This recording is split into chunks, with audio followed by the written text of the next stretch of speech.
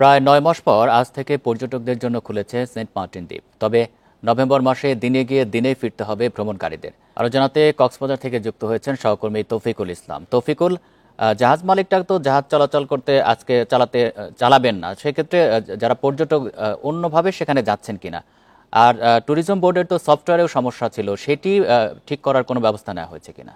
হ্যাঁ, মূলত ট্যুরিজম বোর্ডে যে সফটওয়্যারটি আছে সেখানে পর্যটকদের নিবন্ধন করতে হবে। সেই নিবন্ধন প্রক্রিয়া শেষ হওয়ার পর জাহাজ থেকে টিকিট নিয়ে তারা সেন্ট মার্টিন যাবে।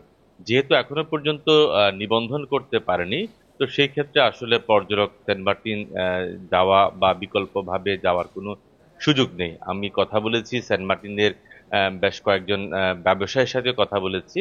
তবে আজ পর্যন্ত সেন্ট মার্টিনে কোনো পর্যটক যায়নি বলে আমরা সেভাবে তিনি আমাকে জানিয়েছেন। তবে আজকে সকাল থেকে আমি বিআইডব্লিউটি এর ঘাটে ছিলাম। সেখানে অপেক্ষমান ছিল একটি জাহাজ।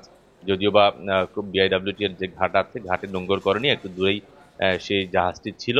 এবং আপনি জানেন এই পর্যন্ত দুটি জাহাজকে অনুমতি দেওয়া হয়েছে যে পর্যটক পরিবহন করার জন্য।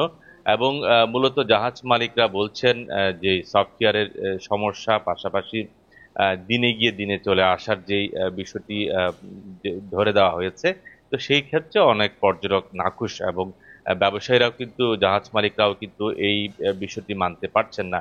আপনি জানেন যে একটি জাহাজের যে ধারণ ক্ষমতা, সেই আহ, ধারণ ক্ষমতার লোকজন যদি না যায় বা কম যাত্রী যদি সেন্ট মার্টিন যায়, তাহলে তাদেরকে যে পরিবহনের ক্ষেত্রে সেখানে অন্যান্য যে ফুয়েল কস্টিং থেকে শুরু করে অন্যান্য যে খরচ রয়েছে সেটি তাদের তুলতে অনেকটা হিমশিম খাবে।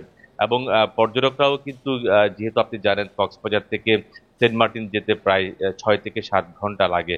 অর্থাৎ আসা যাওয়ার ক্ষেত্রে 14 ঘন্টা যদি লেগে যায় শিপের মধ্যে, তাহলে সেন্ট মার্টিন দ্বীপে গিয়ে সেখানে আধা ঘন্টা কিংবা 1 ঘন্টা তারা আসলে সেন্ট মার্টিন দ্বীপের কি সৌন্দর্য দেখবে, সেটিও অনেকটা পর্যটকরাও চিন্তা করছেন।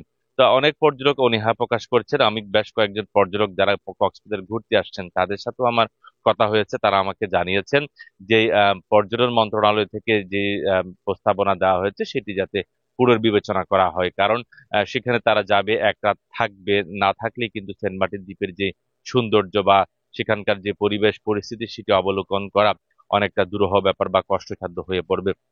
এবং পাশাপাশি ব্যবসায়ীরা বলছেন যে 12টি শর্ত রয়েছে, শর্তের মধ্যে বেশ কিছু শর্ত, অর্থাৎ পর্যটনের যে স্বার্থ বা সংশ্লিষ্ট বিরোধী এটি বলছেন।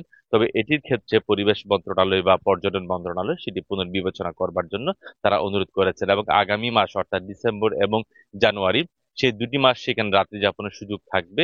এবং আজকে যেহেতু জাহাজ চলাচল করেনি বা যায়নি, তো সেই ক্ষেত্রে আসলে কবে নাগাদ তারা আনুষ্ঠানিকভাবে সেন্ট মার্টিনের উদ্দেশ্যে জাহাজ ছেড়ে যাবে, সেটির আনুষ্ঠানিক কোনো তথ্য বা সেরকম কোনো তথ্য আমাদের কাছে তারা দিতে পারেনি।